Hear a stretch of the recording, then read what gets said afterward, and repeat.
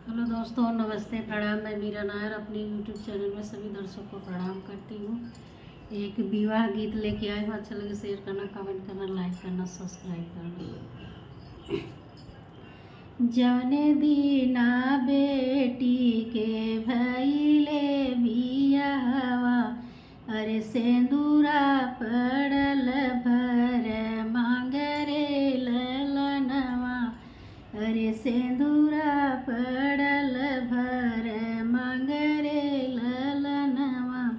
वही दिन बेटी मोर चलली न ससुराल।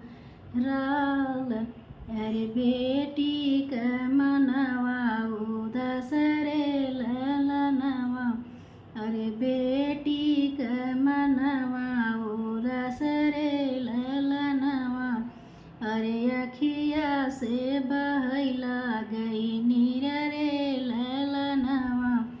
अरे अखिया से बहैला गई नीर रे ललनवा। सभावा में बैठई बाबा मोरे रोवई। अरे मम्मी मड़उआ के बिचरे ललनवा।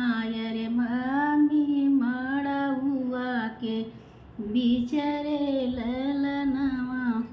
दुआरे जे बैठई भैया रोवाई। अरे भाभी, अरे भाभी आंगनवा के बिचरे ललनवा। अरे भाभी आंगनवा के बिचरे ललनवा। अपने पिया के घर जाऊए बेटी। अरे हंसी खुशी रखिया परिवार रे ललनवा। अरे हंसी खुशी रखिया परिवार रे ललनवा। रोवेले चाचा रोवेली चाची। अरे रोवेली बहिनी तोहार रे ललनवा। रोवेली बहिनी तोहार रे ललनवा। ना बोले सुगनाय ना नाचे मोरवा। अरे नाही करे माये ना पुकार रे ललनवा। अरे नाही करे माये ना पुकार रे ललनवा। बाबा जे अपन बेटी समझावई।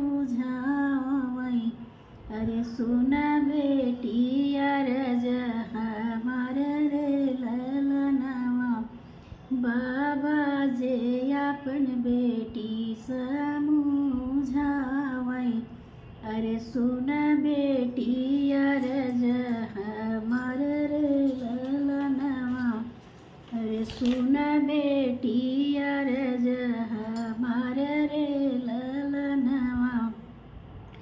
तोहरे रोए से बेटी फटियई करे जवा।